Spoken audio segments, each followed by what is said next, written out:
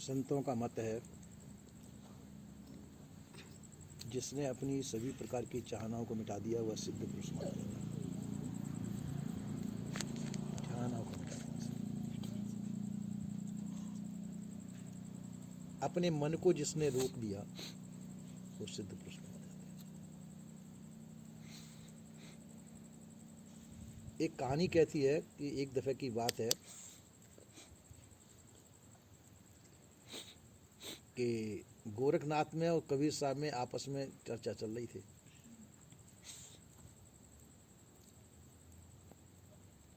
गोरखनाथ ने कबीर साहब से पूछा कि आप एक सिद्ध कितने दिन में बना सकते हैं।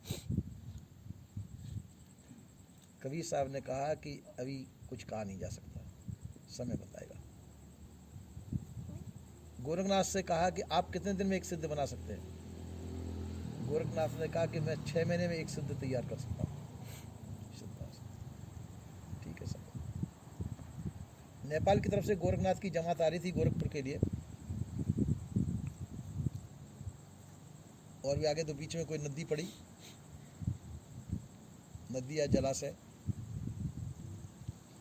एक बच्चे को कबीर साहब ने कहा, एक उसके हाथ में लोहे की कील दे दी और पत्थर पे कहा कि इस कील को इस पत्थर पे वाला कट कट कट ऐसे करना, बस इसकी आवाज़ ही सुनना और कोई आवाज़ नहीं सुनना। इसकी आवाज़ के अलावा कोई आवाज़ नहीं सुनना, या फिर मेरी आवाज़ सुनना, उन्हें तो ये खट खट की आवाज़ ही सुनना। कबीर साहब इसको ऐसा बता करके चले गए। अब वो बच्चा उसी खट खट में लगा हुआ है, उसका चित्त एकाग्र हो गया उसमें खटखट की आवाज़ में। अब वहाँ से गोरखनाथ की जमात आती है। गुरु गोरखनाथ की जमात में 3000 साधु रहते थे। तो वहाँ से आया कि ये लड़का क्या कर रहा है। तो पहले औगढ़नाथ पहुँचा। औगढ़नाथ गए, लड़के क्या कर रहा है, उसने सुना ही नहीं उसकी बात। अरे सुनता नहीं है। तो उसने कहा कि आकाश को उड़ जा। एक चुटकी मारी कि आकाश को उड़ जा, नहीं कुछ नहीं हुआ। पाताल में घुस जा, कुछ नहीं हुआ। तीसरा नंबर कहा कि भस्म हो जा, तब भी कुछ नहीं हुआ। उसने कहा अरे मेरे तीनों वचन फेल हो गए। तो गोरखनाथ से कहा जा करके अपने गुरु से। तो गोरखनाथ ने कहा ए बच्चे क्या कर रहा है, सुनता नहीं है, नहीं सुना। उन्होंने भी यही 3 वचन गए कि पाताल को जा, आकाश को जा, भस्म हो जा, कुछ नहीं हुआ। तो कहा कि यहाँ पे कहीं कबीर की कुटी तो नहीं है। कबीर साहब की कुटी थी वहाँ पे थोड़ी दूर पे। तो कोई बुलाओ उनको। तो कबीर साहब बुलाए गए। तो देखो ये छोटा सा बालक है और ये सुनता नहीं, और मेरे 3 वचन फेल हो गए, इसका कुछ नहीं बिगड़ा। कबीर साहब पहुँचे वहाँ पे। अरे बालक क्या कर रहा है। तो फिर उठा, कबीर साहब को नमस्कार प्रणाम किया। तो कहा इस पे मेरे 3 वचन फेल हो गए। ये सिद्ध हो चुका है। ये कितने दिन से सिद्ध बनाया से कि 2 घंटे पहले कह के गया हूँ। ये 2 घंटे में सिद्ध हो गया, आप 6 महीने में सिद्ध बनाते हैं। तो सिद्धता का मतलब है किसी चीज की सफलता, चित्त स्थिर हो जाना, मन का एकाग्र हो जाना, सिद्धता मानी जाती है। और जिसके सालों बीत जाते हैं, जिंदगी बीत जाती है, मन को स्थिर नहीं कर पाते, वो सिद्ध नहीं हो पाते। तो इसी प्रकार से हम अपने जो हमारा लक्ष्य है उस लक्ष्य पे हमारी वृत्ति स्थिर हो जाए। जिस चीज को हम सीखना चाहते हैं, जिस कला को हम सीख रहे हैं, वह कला हमारे से आ जाए, तो हम उसके सिद्ध माने जाते हैं। और जो नहीं आती जब तक हम उसकी सिद्ध नहीं है। तो संसार के अंदर लोग वाग संसार की कलाएं सीखते हैं। संसार की कला एक नहीं है, बहुत है। सब कलाओं को कोई व्यक्ति सीख भी नहीं सकता है। और संसार की कलाएं जितनी सीखते हैं उतनी हम खुश होते हैं। पर संसार की कलाएं जितनी भी हैं सो परतंत्र बनाती हैं, स्वतंत्र नहीं बनाती। संसार की जितनी भी चीजें हैं स्वतंत्र बनाएंगी, परतंत्र नहीं बनाएंगी। कोई भी चीज हो, तुम्हारे मन की चीज जो भी आपको प्राप्त हो जाए वो तुमको गुलाम बनाएगी। इसलिए क्या करना चाहिए कि जिसकी इच्छा उठे उसकी इच्छा ही को मिटा दो। इच्छा मिट जाने पर तुम स्वतंत्र हो सकते हो। जब तक हमारे अंदर इच्छा, वासना, चाहना मौजूद है, जब तक हम संसार के गुलाम हैं। कहा ये तब लग योगी जगत गुरु जब लग रहे निराश, जब आशा हिय में वसी जग गुरु योगी दास। योगी जगत का गुरु कब तक है? जब तक वह निराश है, संसार से कुछ भी नहीं चाहिए, जब तक वो गुरु है। जब उसके अंदर ये आशाएं जग जाए कि मुझे ये चाहिए, वो चाहिए, तो संसार उसका गुरु है, वो संसार का दास बन जाता है, गुलाम बन जाता है। क्योंकि अपनी इच्छाओं को पूर्ति करने के लिए उसको संसार की आश्रय लेना पड़ेगा, संसार का गुलाम होना पड़ेगा। तो इसलिए जो है कहा है कि इच्छा, वासना, चाहनाओं को मिटा करके हम स्वतंत्र स्वाधीन बन सकते हैं। जब तक हमारे अंदर इच्छा, वासना, चाहना है किसी न किसी रूप में, हम स्वतंत्र स्वाधीन नहीं हो सकते। तो स्वतंत्रता, स्वाधीनता के लिए हमको त्याग की आवश्यकता है। जब तक हमारे अंदर त्याग नहीं है, हम स्वतंत्र नहीं हो सकते। किसी भी तरह की इच्छा हमको गुलाम बना सकती है, किसी भी वासना में हम बह सकते हैं, स्वतंत्र नहीं रह सकते। तो स्वतंत्र रहने के लिए हमको मन की इच्छाओं को मिटाना चाहिए कि हमको कुछ भी नहीं चाहिए। आप कहेंगे कुछ भी नहीं चाहिए तो हम बचेंगे कैसे? तुम्हारी शारीरिक आवश्यकताओं की पूर्ति कर लेनी चाहिए। आवश्यकता उसे कहते हैं जिसके बिना जीवन न चल सके, और वो चीज़ आपको प्रारब्ध से अपने आप ही प्राप्त हो जाएंगी। उसके लिए कुछ करने की आवश्यकता नहीं, आपके प्रारब्ध से अपने आप ही प्राप्त हो जाएंगे। और जो प्रारब्ध नहीं है वो प्राप्त नहीं हो सकेंगे, उसके लिए हम खाली इच्छा बनाए रहते हैं, लालायित रहते हैं कि ये हमको मिलना चाहिए, ऐसा होना चाहिए, वैसा होना चाहिए। उसमें हमारा पूरा जीवन बर्बाद हो जाता है, हमारी प्रारब्ध में नहीं है।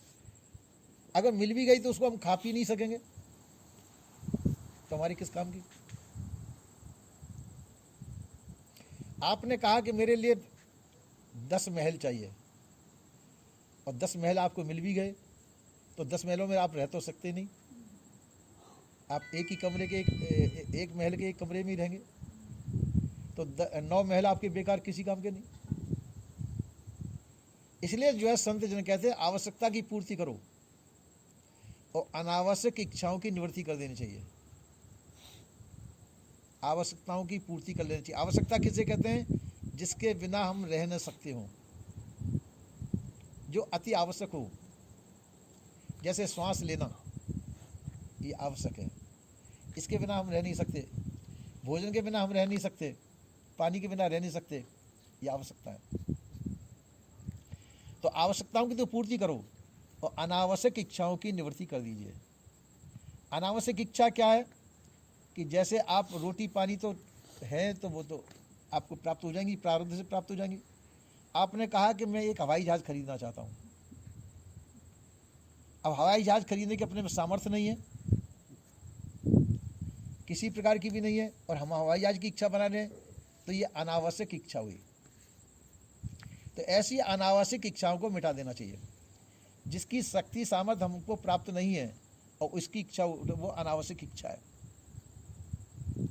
तो अनावश्यक इच्छाओं को मिटा देना चाहिए और आवश्यक इच्छाओं की, यानी सार्थक इच्छाओं की पूर्ति कर देनी चाहिए। सार्थक इच्छाओं की पूर्ति करने से, अनावश्यक इच्छाओं को मिटाने से आपके मन को विश्राम मिल जाएगा, मन विश्राम स्थिति में आ जाएगा, तो अपने आप ही शांत हो जाएगा। पर हम ये नहीं कर पाते। हम जो है आवश्यकताओं की पूर्ति न करके अनावश्यक इच्छाओं की पूर्ति के चक्कर में पड़ जाते हैं, तो वो भी पूर्ति हो नहीं पाती और ये भी नहीं हो पाता। हमारे अंदर नाना प्रकार की वासनाएं भर जाती हैं जिनको हम पूर्ति नहीं कर पाते। बीच में शरीर छूटता है, जहाँ वासना होती है वहीं जाकर के जन्म लेना पड़ता है, तो हमारा जीवन अधूरा रहता है। मनुष्य जीवन पा करके भी हम मनुष्य जीवन के लक्ष्य को प्राप्त नहीं कर पाते। मनुष्य जीवन का लक्ष्य क्या है? अपने आप को जानना, अपने को पा लेना, हम अपने आप को जान ले, अपने आप को पाल ले, ये मनुष्य जीवन का परम लक्ष्य है। और काम तो सब पशु आदि खानी में भी हो जाते हैं, पर अपने आप को जानना ये मनुष्य जीवन में नहीं होता है, पशु जीवन में नहीं होता, मनुष्य जीवन में होता है। इसलिए हमको अपने आप को जान लेना चाहिए। एक बात और कहना चाहता हूं आपसे, कभी कभी मैं आत्मा शब्द का प्रयोग कर जाता हूं। तो आत्मा शब्द से मतलब मेरा अर्थ जीव से है। जीव को कभी कभी मैं आत्मा कह जाता हूं। ये आत्मा नहीं समझना चाहिए, ब्रह्मात्मा। ब्रह्म को आत्मा, वेदांती लोग ब्रह्म को आत्मा कहते हैं, और ब्रह्म किसे कहते हैं? जो सर्वव्यापक है, ऐसा उन्होंने पदार्थ कल्पित कर रखा है। जो चीज हमको दिखाई दे रही है वो सब ब्रह्म में है। ब्रह्म से अलग कुछ है ही नहीं, ब्रह्म से अलग कुछ हुआ नहीं, ब्रह्म से अलग कुछ होगा भी नहीं। जो कुछ दिखाई देता है सब ब्रह्म का ही रूप है। कैसे? जैसे सोने के नाना प्रकार के आभूषण बना लें, उनके नाम रूप उपाधि भिन्न भिन्न हो जाएगी, पर सोने से अलग कुछ हुआ क्या? सोने ही तो हुआ। सोने के नाना प्रकार के आभूषण बनाने पे उनके शकल बदल जाएंगे, उनके नाम बदल जाएंगे, आकृति बदल जाएंगी, उनके काम बदल जाएंगे, पर कहने को सोने से अलग कुछ नहीं हुआ। इसी प्रकार से ये ब्रह्म से सब ये संसार बन गया। पर ब्रह्म से सब संसार बनते हुए भी ब्रह्म ज्यों का त्यों है। ये सब संसार जो दिखा ये ब्रह्म रूप ही है, ब्रह्म से भिन्न कुछ नहीं बना। जिस प्रकार से सोने से अलग आभूषण नहीं है, इसी प्रकार से ब्रह्म से अलग संसार नहीं है, ऐसा वेदांती लोग मानते हैं। उस ब्रह्म को ही आत्मा कहते हैं। सद्गुरु श्री कबीर साहब ने उसको आत्मा नहीं कहा, वो जो है व्यापक माना उन्होंने आत्मा को। सद्गुरु श्री कबीर साहब ने आत्मा को व्यापक नहीं माना है, उन्होंने जीव को ही आत्मा कहा है कबीर साहब ने। तो मेरा भी अर्थ जो है, जब आत्मा शब्द का प्रयोग करूं तो जीव ही समझना चाहिए। अच्छा,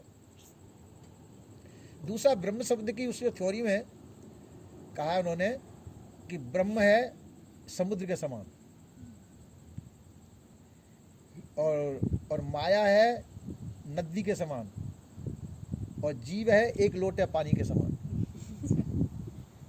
यानी समुद्र है, समुद्र में से नदी निकली, समुद्र हो गया ब्रह्म, और नदी हो गई ईश्वर, और लोटा पानी हो गया जीव। इस प्रकार से उन्होंने माना। ये एक ही जल के तीन रूप हो गए, और उनके नाम रूप उपाधि बदल गए सबके। तो इसी प्रकार से ब्रह्म से ईश्वर बना, तो ईश्वर उपाधि हो गई। तो ब्रह्म की ज्ञानोपाधि युक्त ब्रह्म का नाम है ईश्वर, और अज्ञान उपाधि युक्त ब्रह्म का नाम है जीव। और यदि दोनों उपाधि, ईश्वर उपाधि और जीव उपाधि मिटा दी जाए तो ब्रह्म जैसे कहते हैं सब। इस प्रकार से उनकी मान्यता है। पर सद्गुरु श्री कबीर साहब के मत के अंदर उस ब्रह्म का कोई महत्व नहीं है, ईश्वर का भी कोई महत्व नहीं है, जीव का महत्व है जो अजर खंड विनाशी है। इसलिए मैं भी कभी कभी ब्रह्म शब्द का, वो आत्मा शब्द का प्रयोग करता हूँ। आत्मा ब्रह्म एक ही चीज़ है, आत्मा कहो ब्रह्म कहो, वो एक ही पर्यायवाची शब्द है। तो मैं कभी आत्मा शब्द का प्रयोग करूँ तो उसका जीव ही समझना चाहिए, वो वेदांतियों का ब्रह्म नहीं।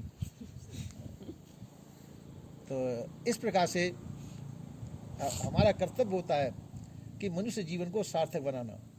मनुष्य जीवन का सार्थक बनाने का मतलब वास्तविकता को समझ लेना। वास्तविकता क्या है? अपने आप को जान लेना। मैं अजरखंड अविनाशी हूँ, मेरा नाश कभी नहीं होता। मैं शरीर नहीं हूँ।